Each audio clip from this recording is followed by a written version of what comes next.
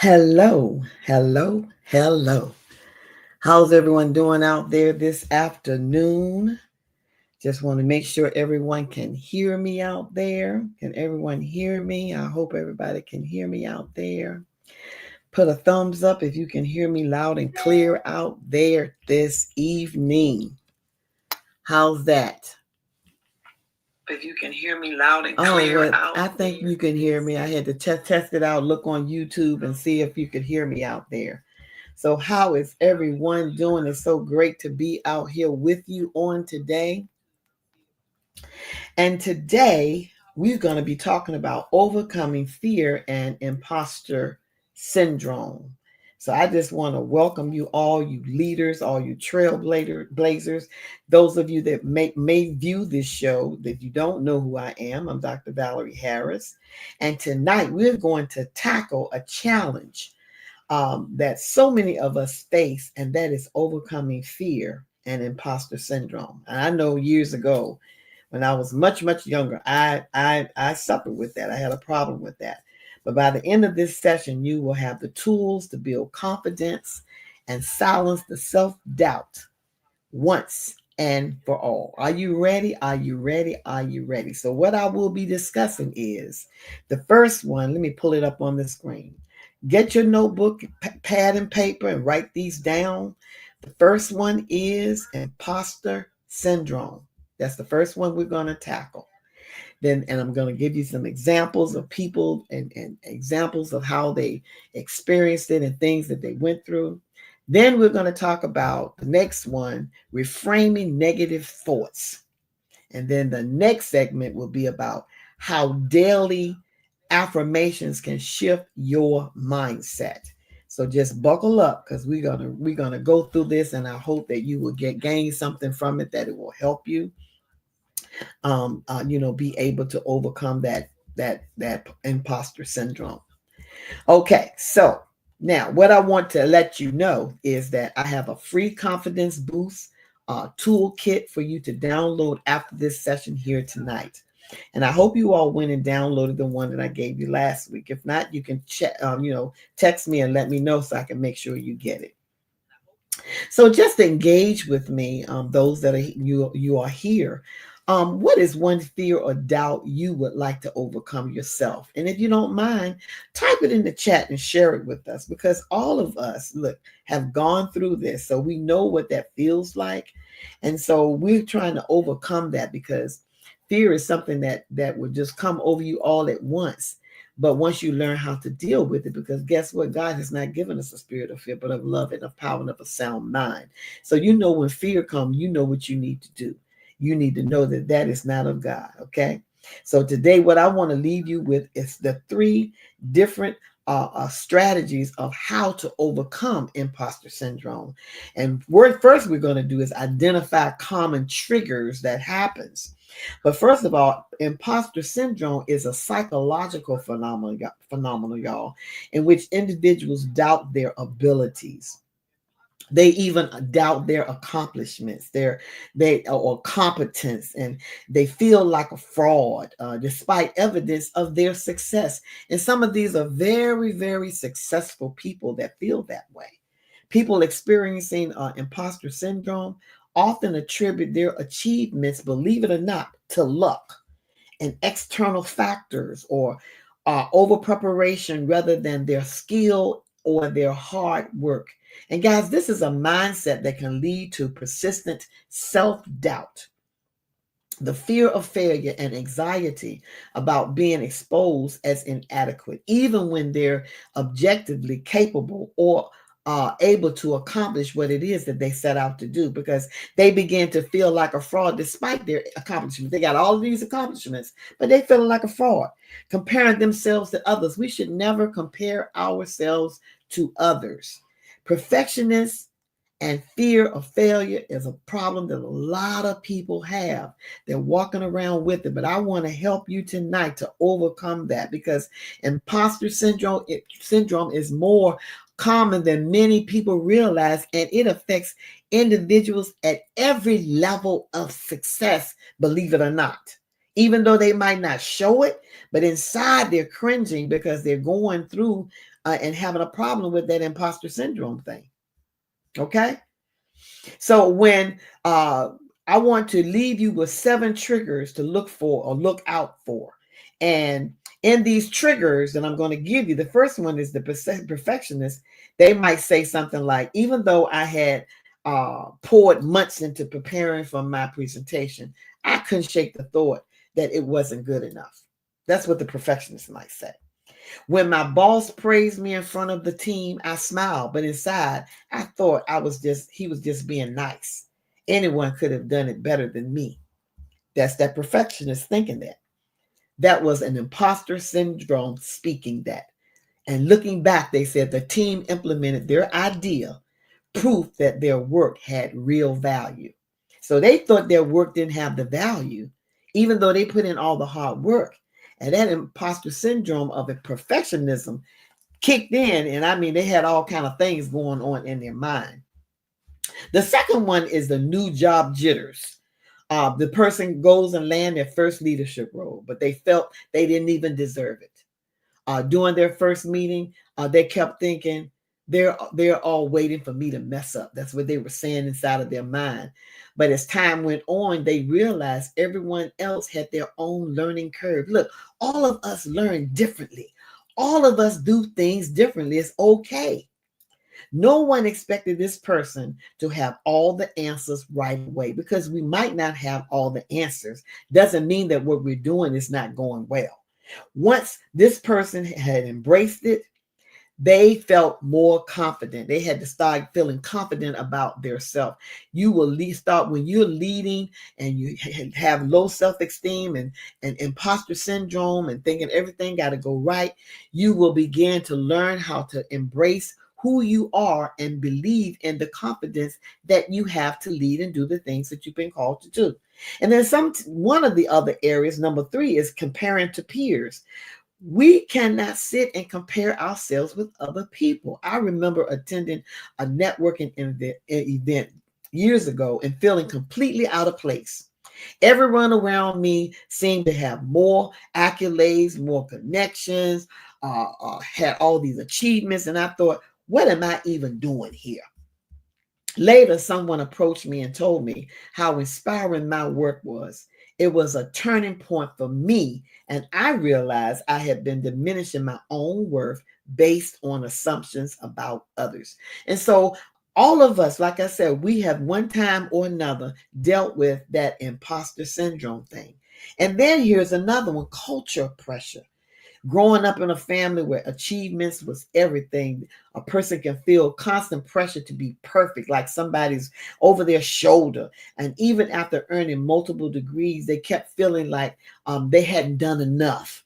And their family wouldn't praise them, but they had to start dismissing it, thinking they were just being supported. So it just goes back and forth with the different ways that people go through this imposter syndrome, and that culture pressure from family can be overwhelming.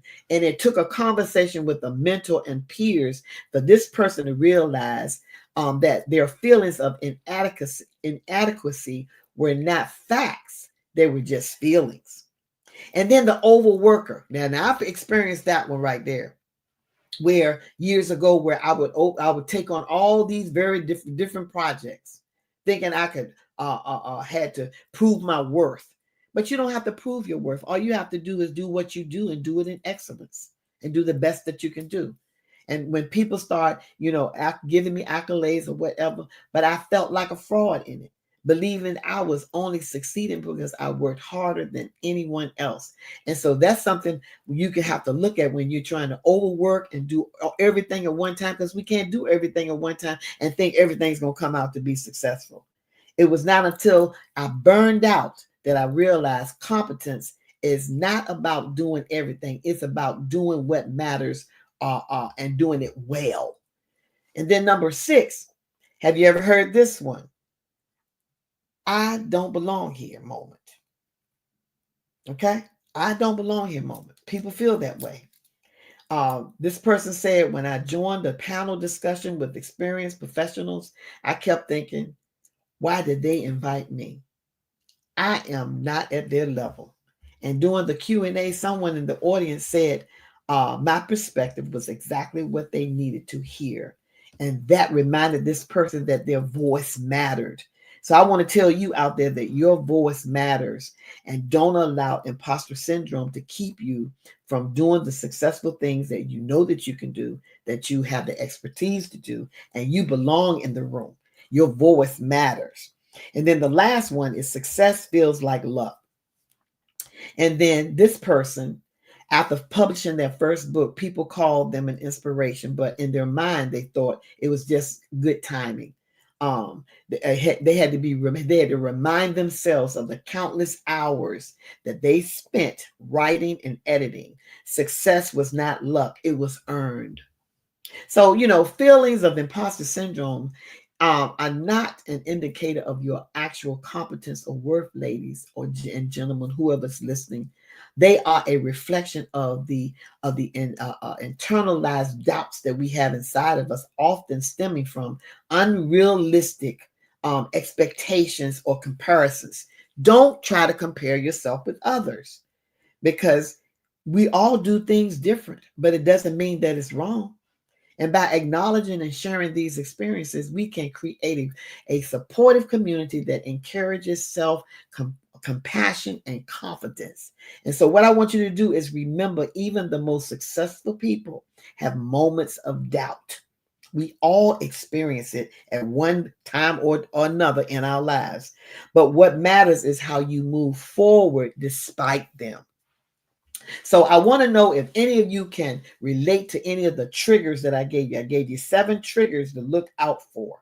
And just share it in the chat if you don't mind. Just share one trigger or whatever in the chat if you don't mind. It'll be good if you would share, something in the chat about that. So now we're going to move over to reframing negative thoughts, okay? And the way to do that, this is what you have to do. You have to acknowledge the thought without judgment and challenge it by asking, what is the evidence for evidence for and against this thought that you're having in your mind? What is the evidence for and against this thought that you're having? That's what you have to think about. And replace it with an empowering statement. For example, let me give an example. So a negative thought might be, I'm not good enough to lead this project. So how you would reframe that thought is, I have the skills and experience to contribute meaningfully to this project. So you see how you do, you turn it around. The negative thought, you have to turn it around and reframe it to a positive thought. And so what I want you to do is share one of your negative thoughts that you've had in a way that you were able to reframe it into something better. And so the next one is boosting confidence with daily affirmations. And affirmations are very good to have. Affirmations are positive, intentional statements designed to challenge negative beliefs and foster a constructive mindset. Did you know that? And the science behind affirmation lies in how they influence the brain's neural pathways, which leverage principles from the neuroscience, psychologists, and behavioral science. And for example, let me give you some examples of affirmations. I'm capable of achieving great things. That's something you can get up and say in the morning. I lead with confidence and clarity. You need to say these things to yourself. I belong in every room where decisions are being made. So I want to encourage you, viewers out there, to write your own affirmation in the chat. Share one of your affirmations for the day in the chat. And as I'm sharing this right here, hello, Denise. How are you doing out there? Glad you came to join me today. All right. And you know that you are good enough. And all of us guys at a point have felt like when we were somewhere, we weren't good enough. But that was the enemy. And we can't allow the enemy to make us think that we're less than or not good enough. God loves us. So if he loves us, he created us. We are good enough to be in the room. We are good enough to do the things that he's called us to do. Might not do it like somebody else, but guess what? As long as you do it, that's the thing. And so just to wrap up some of this, we are going to conquer this imposter syndrome And this is your guide to confidence. And I have, like I said, a toolkit that you can download at the end of this session. I'm going to give you a QR code so you can go on there and download it. But just to reinforce the things that we just talked about, listen, understanding imposter syndrome is so important because it is giving you the feeling of inadequacy despite the evidence of success.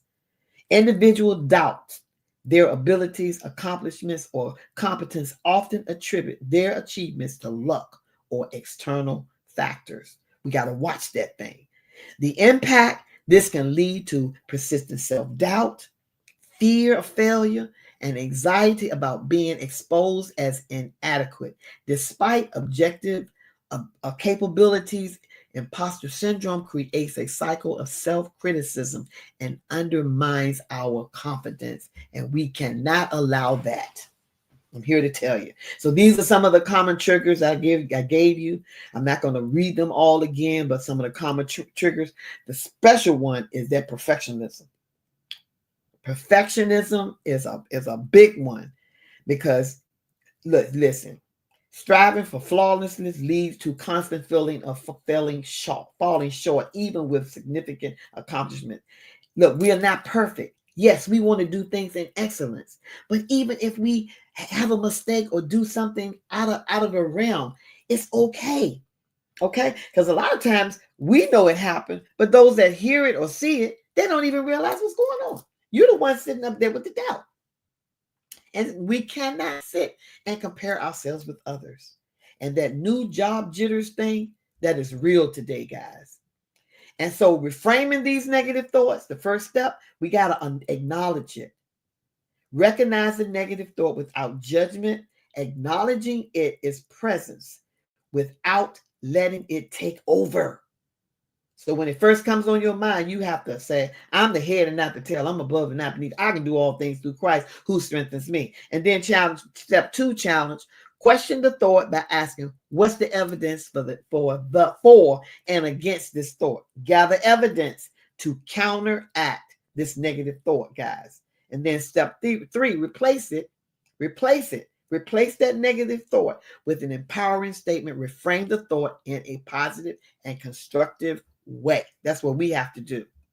And then boosting confidence with affirmations. Like I told you, the science. Affirmations rewire the brain's neural pathways, fostering a more positive mindset and challenging negative beliefs. And then examples, these statements promote self-belief and positive self-talk. I am capable of achieving great things. I lead with confidence and clarity. I belong in the room where decisions are being made. You have to say that to yourself. Write it on the wall, whatever you have to do. And also building a supportive network. Share your experiences. Talk with others about imposter syndromes, and it can help you realize you're not alone. Share your experiences. If you share your experiences, it can build a sense of community and validation, because guess what? You're not the only one that have felt some of these things. And then you can seek support, connect with others who understand imposter syndrome, and it can provide encouragement and strategies for overcoming these feelings. Find a mentor, find a coach, find a consultant, find somebody that can support you and help you in this area if you're having a problem with it. And then focus on the progress, not the perfection. Celebrate your wins one step at a time, one win at a time. I don't care how small the win is, celebrate it. You got to celebrate it. Embrace your imperfections. We are not perfect, but we can perfect to be better and try to do things that we do and do them what? In excellence. And set realistic goals for yourselves. And I tell you, I set goals for myself every day. Of course, we have our short and long-term goals, but I have everyday goals that I set for myself that I want to accomplish. And then track your growth. You have to track your growth. And then what you have to do is develop self-compassion by acknowledging, number 1, acknowledging your feelings. And number 2, practice kindness, guys. And 3, focus on your strengths. And then 4, forgive yourself. because most of the time we're harder on ourselves than others. That when that self-doubt comes in, that imposter syndrome, we are being harder on ourselves than other people. We're going through this stuff internally. People don't know it on the outside, but on the inside, we are cringing with these feelings. And so we have to learn how to deal with them by having positive affirmations, speaking life to dead situations, guys. And then challenge limiting beliefs, because limiting beliefs can carry you to some places that you don't want to go. And you have to identify that belief. Recognize the limiting beliefs that contribute to that imposter syndrome. Where did that imposter syndrome come from? Did it come from when you were a child? Did someone say something to you or do something to you to cause it? Then number two, question the evidence. Challenge the validity of these beliefs by examining the evidence. Okay. And then number three, replace with strengths. Replace negative belief with affirmations that highlight your strengths and your great abilities. Like everybody that's coming on this night, you have great abilities. So don't let those negative thoughts cause you to have that imposter syndrome. Okay? And take action. Like I tell you, take actions and celebrate. You want to celebrate the small wins. I don't care how big they are, how large they are. You want to celebrate them. And right here, this is where your freebie is, guys. You can take out your phone, point to the screen, and download this confidence tool boost toolbox that I have here for you to give you something to think about the rest of the week. If you're dealing with any of these, or if you have a friend that's dealing with this, share it with your friends. Okay. And then schedule a session with me, or if you're having problems with imposter syndrome, or wanting to know more about reframing those thoughts.